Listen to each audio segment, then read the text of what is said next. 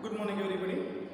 तो આપણે સ્વાધ્યાય 8.1 નો અભ્યાસ આગળ વધારતા પ્રશ્ન નંબર 7 જોઈએ। જો cot θ બરાબર 7/8 હોય,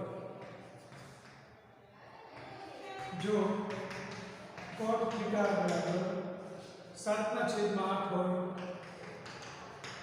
તો 1 + sin θ 1 minus sin theta 1 plus cos theta 1 minus cos theta ની કિંમત ગણો। પહેલા આપણે એક કિંમત ગણીએ।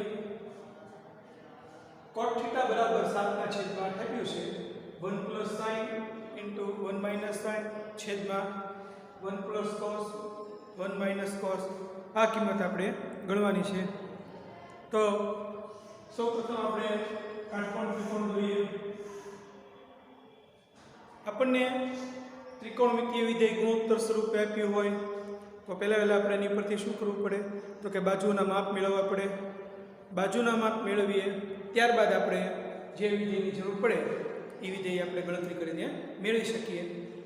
તો cot θ એટલે કે આ ખૂણો અથવા આ ખૂણો કોઈ પણ એક ખૂણો આપણે પસંદ કરી શકીએ। ત્રિકોણને આપણે નામ આપીએ ABC, જ્યાં B ને કાટખૂણો લઈએ। આ ખૂણા C ને આપણે દાખલા તરીકે થીટા કહીએ। એટલે હવે C ખૂણો લખો કે થીટા લખો, ટૂંકમાં આ ખૂણાના આધારે ગણવાનું છે। તો ખૂણો C અથવા તો ખૂણો થીટા માટે AB સામેની બાજુ થશે અને BC પાછળની બાજુ થશે। cot θ બરાબર 7/8 cot θ એટલે પાછળની બાજુ છેદમાં સામેની બાજુ થાય। આ સૂત્ર તો આપણે ભણી ગયા છીએ। cot θ એટલે શું થાય? પાછળની બાજુ છેદમાં સામેની બાજુ। એટલે પાછળની બાજુ અંશમાં છે એટલે એને અંશની સંખ્યા આપવાની। એટલે પાછળની બાજુ એમાં 7k લખશું અને સામેની બાજુ એમાં આપણે 8k લખશું। ગણતરી કરીને આપણે સૌપ્રથમ પાયથાગોરસનો ઉપયોગ કરીને કાટકોણ ત્રિકોણનો કર્ણ AC છે એનું માપ મેળવીએ। AC વર્ગ બરાબર AB વર્ગ વત્તા BC વર્ગ 8k નો વર્ગ વત્તા 7k નો વર્ગ 64k નો વર્ગ વત્તા 49k નો વર્ગ। 64 માં 49 ઉમેરો એટલે કે AC વર્ગ બરાબર 113k નો વર્ગ। તેથી AC બરાબર વર્ગમૂળ 113 અને k વર્ગનો વર્ગ મળે એટલે k ને 12 લખવાનું। એટલે કાટકોણ ત્રિકોણના કર્ણનું માપ આપણને કેટલું મળ્યું? 100 વર્ગમૂળમાં 113। હવે આપણે બે બાજુ અને કર્ણ ત્રણે માપ જાણીએ છીએ। એટલે હવે આપણે જે કાંઈ વિધેયની જરૂર પડી મેળવી શકીએ। તો આપણે આ દાખલામાં જે બે પરિણામ ગણવાના છે એમાં પહેલા પરિણામમાં sin θ અને cos θ બે વિધેયનો ઉલ્લેખ આવે છે। એટલે આપણે ગણતરી કરીને પહેલા sin θ અને cos θ મૂકીશું, પછી સૂત્રમાં એની જે આપણને પૂછી છે કિંમત એમાં મૂકીને બાકીની ગણતરી કરીએ। તો સૌપ્રથમ આપણે sin θ મેળવીએ। તો sin θ એટલે સામેની બાજુ છેદમાં કર્ણ।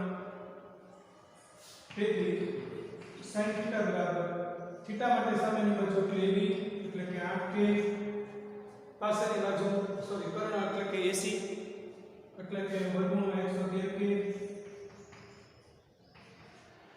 k ને કે ઉડી ગયા વર્ગમૂળમાં 8/113। આ આપણને sin θ ની કિંમત મળી વર્ગમૂળમાં 8/113। હવે આપણે cos θ ની કિંમત કરીએ। cos θ બરાબર પાછળની બાજુ એટલે BC અને કર્ણ એટલે AC। θ માટે પાછળની બાજુના કર્ણ એટલે 7k ના છેદમાં √113k કે ઉડી ગયા cos થીટા બરાબર 7/√113. આ રીતે આપણે cos થીટા અને sin થીટાની કિંમત મેળવી. ત્યારબાદ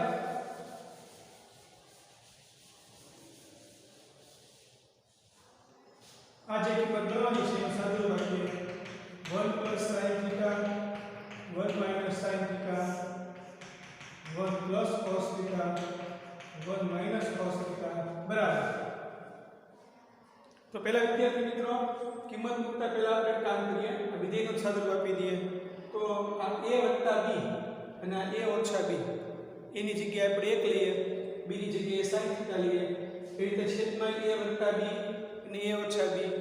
તો a + b અને a - b એનો વિસ્તરણ કરીએ તો આપણે જાણીએ છીએ આપણને જવાબ શું મળે? a ² - b ². આ આપણને જવાબ મળે. a નો વર્ગ એટલે કે કૌંસમાં પહેલું જે પદ એનો વર્ગ કરવાનો. એટલે 1 નો વર્ગ કેટલો થશે? 1 થશે.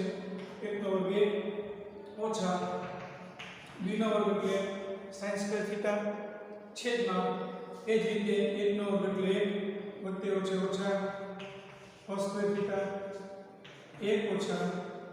હવે આપણે sin થીટાની કિંમત કેટલી મેળવી છે?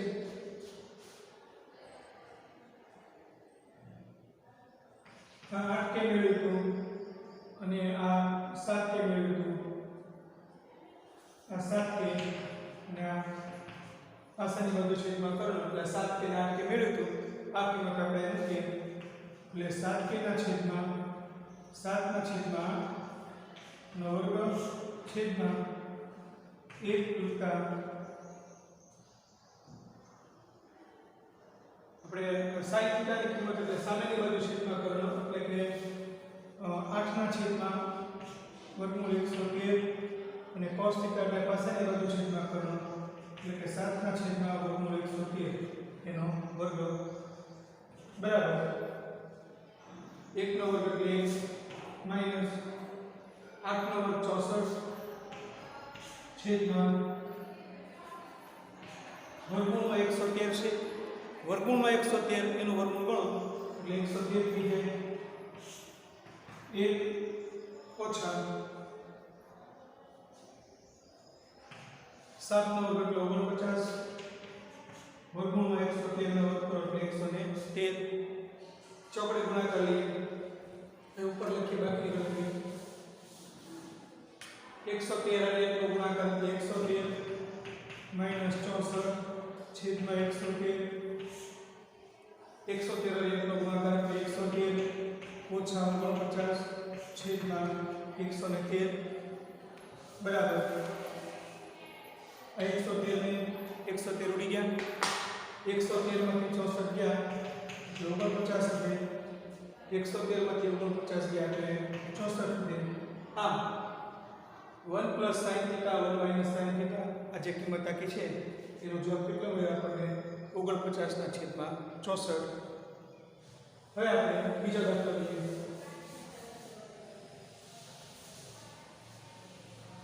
એમાં બીજી કિંમત પૂછી છે cot² થીટાની કિંમત ગણો. cot² થીટા cot થીટા બરાબર આપણે કેટલા રૂપમાં આપ્યા છે? 7/8. તો cot² થીટા એટલે 7/8 નો વર્ગ 77 49 8 નો વર્ગ એટલે 64. તો 49/64 એ આપણને બીજી કિંમત મળી.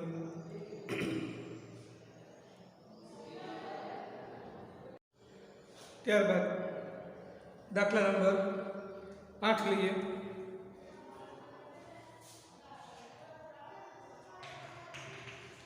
ત્રણ cot a બરાબર 4.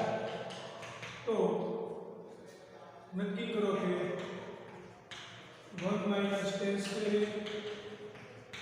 1 + tan² બરાબર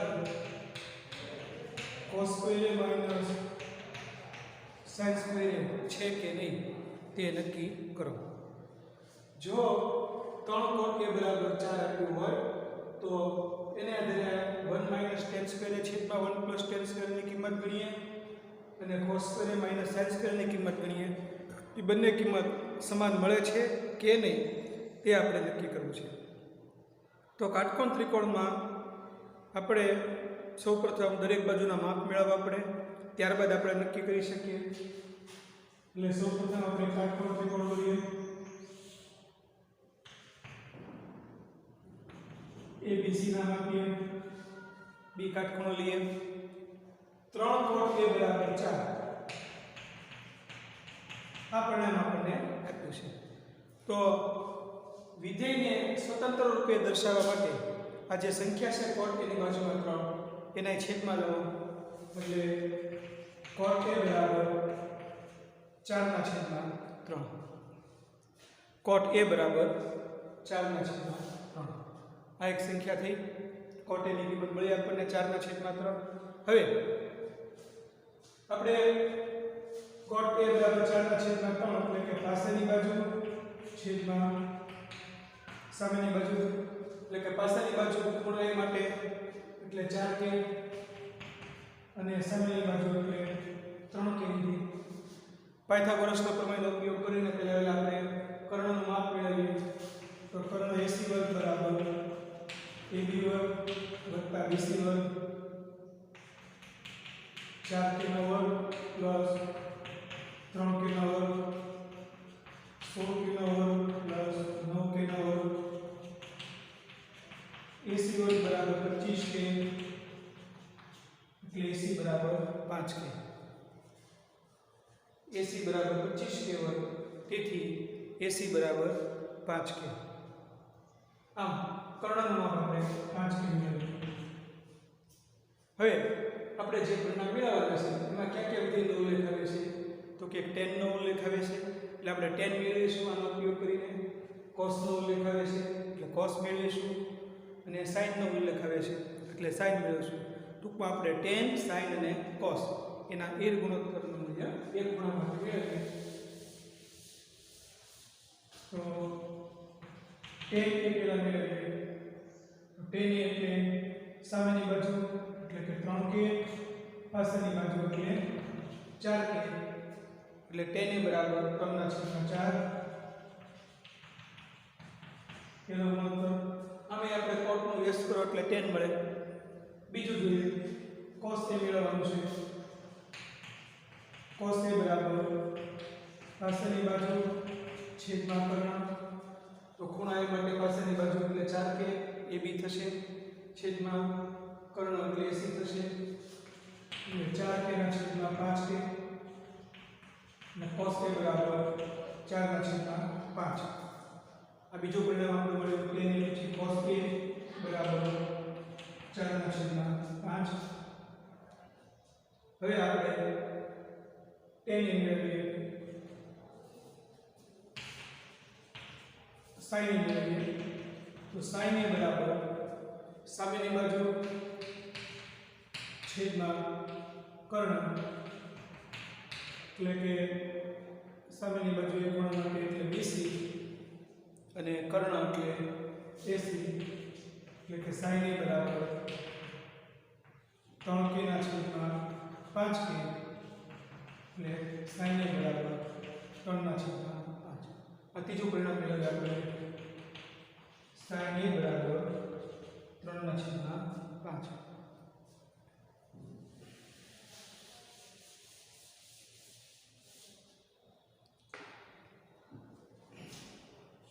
હવે આપણે જે પરિણામ મેળવવાનું છે, ડાબી બાજુ બરાબર 1 - tan સ્ક્વેર છેદમાં 1 + tan સ્ક્વેર.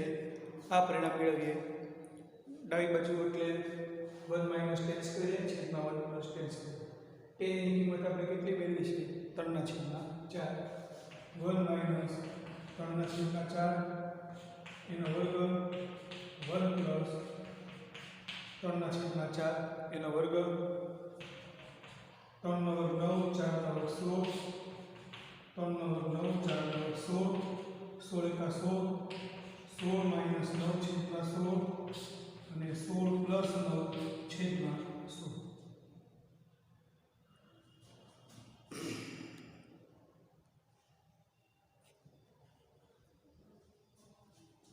16 માંથી 9 ગયા 16 16 ગયા 7 16 ને 9 25 એટલે 1 માઇનસ ટેન સ્ક્વેર છેદમાં 1 પ્લસ ટેન સ્ક્વેર એની કિંમત આપણને ગણતરી ઉપરથી સાદુરૂપ આપતા કેટલી મળી 7/25.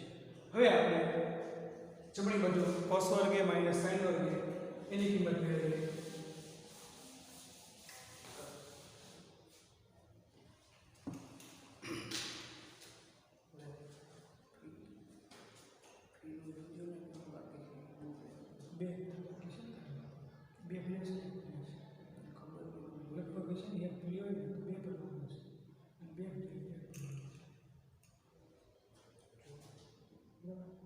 મારે પીરિયડ ખાલી છે બાજુમાં છે જમણી બાજુ cos square minus sin square. તો cos એની કિંમત આપણે કેટલી ગણી છે 4/5 એનો વર્ગ sin એટલે 3/5 એનો વર્ગ 16/25 9/25 છેદ સરખા છે એટલે છેદ એકવાર લખવાનું 16 - 9 7/25. આમ ડાબી બાજુની કિંમત એ 7/25 મળે, જમણી બાજુની કિંમત એ 7/25 મળે. આ આપણે ગણતરી પરથી કહી શકીએ કે બંને બાજુના પરિણામ સરખી હોવાથી 1 માઇનસ ટેન સ્ક્વેર છેદમાં 1 plus ten square equal to cos square minus sin square સાબિત થાય છે. બંને બાજુના પરિણામ સરખા છે. Thank you.